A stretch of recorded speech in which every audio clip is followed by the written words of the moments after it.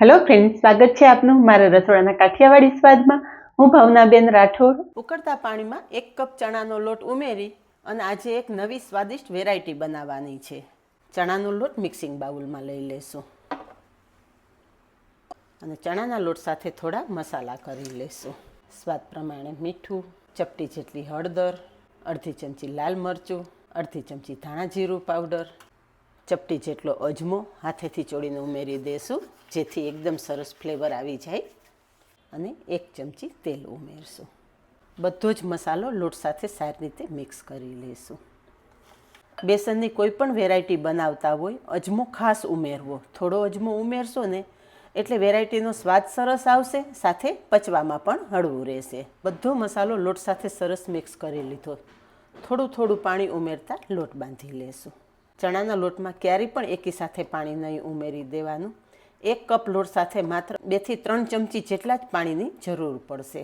પહેલાં આપણે અડધી ચમચી જેટલું પાણી ઉમેર્યું ને ફરી પાછું 1 ચમચી જેટલું પાણી ઉમેરેલું છે. લોટ બાંધી લીધો છે અને અહીંયા જુઓ કે મીડિયમ થીક લોટ બાંધેલો છે. આ લોટ વધારે ઢીલો ના થઈ જાય એ વાતનું ખાસ ધ્યાન રાખવાનું. બસ હવે આગળની પ્રોસેસ ગેસ પર કરીએ. અહીંયા ગેસ પર પાણી ગરમ કરવા મૂકી દીધું છે. તો પાણીમાં આપણે 2 ડુંગળી ઉમેરશું જે મેં છાલ કાઢીને રાખેલી છે. સાથે 2 લીલા મરચાં, 6 થી 7 કળી લસણ અને 1 ટમેટું ઉમેરશું. પણ ટમેટા ઉપર આ રીતે પાતળા પાતળા કટ લગાવી દેશું. ઊંડે સુધી કટ નથી લગાવવાના, પણ આ રીતે પાતળા કટ લગાવવાના છે. તો કટ લગાવેલું ટમેટું પણ પાણીમાં ઉમેરી દેશું. તો અહીંયા જે આપણે લોટ બાંધીને રાખેલો છે એ બાંધેલા લોટમાંથી એક લુવો લેવાનો અને હાથેથી આ રીતે પ્રેસ કરી અને રોલ તૈયાર કરી લેવાનો છે. હાથને વધારે ભાર નથી આપવાનો. હળવા હાથે આ રીતે આપણે રોલ તૈયાર કરશું અને તૈયાર કરેલો લોટ તરત ઉકળતા પાણીમાં ઉમેરી દેશું. પાણી સરસ ઉકળે ને પછી જ લોટનો આપણે જે રોલ તૈયાર કરેલો છે ને એ પાણીમાં ઉમેરવાનો છે. તો થોડો થોડો લોટ લેતું જવાનું, હળવા હાથે આ રીતે રોલ તૈયાર કરતું જવાનું. તૈયાર કરેલો રોલ તરત પાણીમાં ઉમેરતું જવાનું. આ ટાઈમે ગેસની ફ્લેમ ફાસ્ટ જ રાખવાની છે. તો ફ્રેન્ડ્સ, આજ સુધી તમે અનેક વેરાયટી બનાવી હશે, પણ એક વખત આ નવી વેરાયટી બનાવો, ખાઈને ખુશ થઈ જશો. અને બનાવવાનો સમય પણ માત્ર 10 થી 12 મિનિટ જ છે. તો આપણે જે લોટ તૈયાર કરેલો ને એમાંથી આ રીતના 6 રોલ તૈયાર થયા છે. ગેસની ફ્લેમ ફાસ્ટ રાખી અને આ રોલ પાણી સાથે સરસ બાફી લેવાના છે. થોડીવાર ઢાંકણ ઢાંકી દેશું જેથી ઉપર અને નીચેની વરાળથી આ પ્રોસેસ ઝડપથી થશે. 5 થી 7 મિનિટ પછી જોઈએ ને તો અહીંયા તમે જુઓ કે કડાઈમાં ઉમેરેલા વેજીટેબલ સરસ બફાઈ ગયા છે. તો આપણે વેજીટેબલ બહાર કાઢી લેશું. અહીંયા મેં વેજીટેબલ બહાર કાઢી લીધું છે અને તમે જુઓ કે ટમેટા ઉપર કટ લગાવેલા હતા ને એટલે એની સ્કિન તરત જ દૂર થઈ ગઈ છે. હવે ટમેટાની સ્કિન ઉતારી અને આપણે આ બધું સરસ પીસી લેશું અને થોડીવાર આ રોલને વધારે બફાવા દેશું. કડાઈનું ઢાંકણ ઢાંકી દેશું. કડાઈમાંથી કાઢી લીધા પછી વેજીટેબલમાં ટમેટામાંથી છાલ ઉતારી લીધી છે અને બાકીના નાના ટુકડા કરી લીધા છે. બધી જ સામગ્રી એક મિક્સર જારમાં લઈ લેશું અને પીસી લેશું.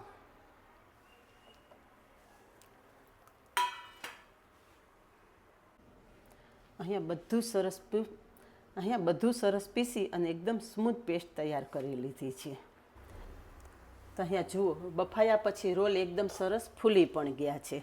હવે ગેસની ફ્લેમ બંધ કરી દેશું. બફાયેલા રોલ એક પ્લેટમાં લઈ લેશું. ફ્રેન્ડ્સ, આ કડાઈમાં રહેલું પાણી પણ આપણે ફેંકી નહીં દઈએ, એનો પણ આપણે આગળ ઉપયોગ કરી લેશું. હવે જે આ રોલ છે ને એના આપણે મીડિયમ સાઇઝના ટુકડા કરી લેશું. અહીંયા રોલ બફાઈ ગયા પછી ફ્રેન્ડ્સ તમે જોઈ શકો છો કે અંદર એકદમ મસ્ત જાળી પડી ગઈ છે. મીન્સ કે આ રોલ અંદર સુધી સારી રીતે બફાઈ ગયા છે. અહીંયા જુઓ કે બધા જ રોલ કટ થઈ ગયા છે. અહીંયા ફરી પાછી ગેસ પર કડાઈ મૂકેલી છે. તો કડાઈમાં તેલ ઉમેરશું. તેલ ગરમ થતાં અડધી ચમચી રાઈ, અડધી ચમચી જીરું અને 15 થી 20 સૂકી મેથી ઉમેરશું. રાઈ, મેથી, જીરું સરસ કકડી જાય ને એટલે ચપટી હિંગ ઉમેરશું અને તરત જ આપણે તૈયાર કરેલી પેસ્ટ ઉમેરી દઈશું અને ઢાંકણ ઢાંકી દઈશું જેથી વઘારના છાંટા બહાર ના ઉડે. મિક્સર જારમાં પણ થોડી પેસ્ટ ચોટેલી છે તો ચમચી જેટલું પાણી ઉમેરી અને એ પેસ્ટ પણ આપણે કડાઈમાં ઉમેરી દઈશું. બધું સરસ મિક્સ કરી લઈશું. ગેસની ફ્લેમ ધીમી રાખી અને મસાલા કરી લેશું. સ્વાદ પ્રમાણે મીઠું, 5 ચમચી જેટલી હળદર અને 1 ચમચી લાલ મરચું પાવડર. આપણે લીલા મરચાંનો પણ ઉપયોગ કરેલો છે, એટલે લાલ મરચું તમારા સ્વાદ મુજબ ઉમેરવાનું. બધું સરસ મિક્સ કરી લઈશું. અહીંયા બધું જ મસ્ત મિક્સ થઈ ગયું છે. ગેસની ફ્લેમ ધીમી રાખીને થોડીવાર ઢાંકણ ઢાંકી દઈશું.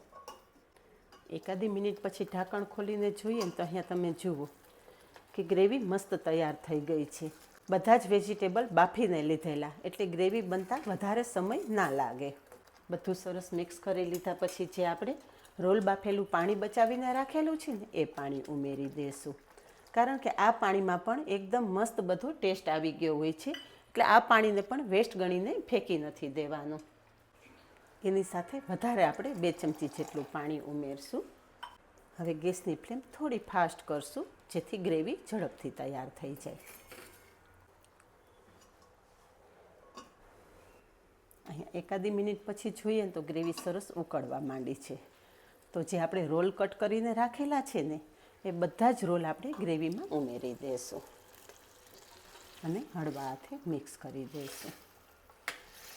હવે રોલ ગ્રેવીમાં ઉમેર્યા પછી આ શાકને એકદમ રીચ ટેસ્ટ આપવા માટે ઘરના દૂધની 1 ચમચી મલાઈ ઉમેરશું અને મલાઈ પણ સરસ મિક્સ કરી દઈશું. આ ટાઈમે મલાઈ ઉમેરી દેશો ને એટલે ગ્રેવી સાથે મલાઈ એકદમ મસ્ત મિક્સ થઈ જશે અને ટેસ્ટ પણ બહુ મસ્ત આવશે. ફરી થોડી વાર ઢાંકણ ઢાંકી દઈશું, જેથી ગ્રેવીની એકદમ મસ્ત ફ્લેવર રોલના ટુકડા સાથે મિક્સ થઈ જાય. અહીંયા એકાદી મિનિટ પછી ઢાંકણ ખોલીને જોઈએ ને તો તમે જોઈ શકો છો ફ્રેન્ડ્સ કે આપણી ગ્રેવી એકદમ મસ્ત તૈયાર થઈ ગઈ છે. હવે આ શાકમાં થોડો વધારે ટેસ્ટ લાવવા માટે કસૂરી મેથી ઉમેરશું. તો અહીંયા મેં 1 ચમચી જેટલી કસૂરી મેથી લીધી છે. હાથેથી ચોળી અને કસૂરી મેથી શાકમાં ઉમેરી દઈશું અને એની સાથે થોડો ગરમ મસાલો પણ ઉમેરશું. ગરમ મસાલો ચપટી જેટલો જ ઉમેરવાનો છે, વધારે નથી ઉમેરવાનો. ગરમ મસાલો ના હોય તો ગરમ મસાલાની જગ્યાએ તમે પાઉંભાજી મસાલો પણ ઉમેરી શકો છો કે કિચન કિંગ મસાલો પણ ઉમેરી શકો છો. બસ છેલ્લે ફ્રેશ સમારેલી કોથમરી ઉમેરી દઈશું તો તૈયાર છે સ્વાદિષ્ટ ગટ્ટાનું શાક. ફ્રેન્ડ્સ, આ શાકને રાજસ્થાનમાં ગટ્ટાની સબ્જી કહે છે. તૈયાર થયેલું ગરમા ગરમ શાક સર્વ કરશું.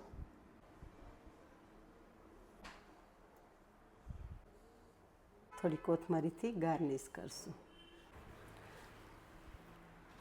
ફ્રેન્ડ્સ, આ શાક તમે રોટલી વગર પણ ખાઈ શકો છો. એટલું મસ્ત સ્વાદિષ્ટ તૈયાર થાય છે ને કે એક વખત બનાવશો ને તો વારે વારે ડિમાન્ડ આવશે. તો ફ્રેન્ડ્સ, જો તમને મારા વિડીયો પસંદ આવતા હોય ને તો વિડીયોને 1 લાઇક ચોક્કસ આપજો અને આવા જ અવનવા વિડીયો જોવા માટે ચેનલને સબસ્ક્રાઈબ પણ કરી લેજો અને પાસે રહેલું બેલ પણ પ્રેસ કરી રાખજો, જેથી આવનારા બધા જ નવા વિડીયોની નોટિફિકેશન સૌથી પહેલાં આપને મળે. તો આજે બસ આટલું જ. મળીએ નેક્સ્ટ વિડીયોમાં. ત્યાં સુધી બાય. Thank you.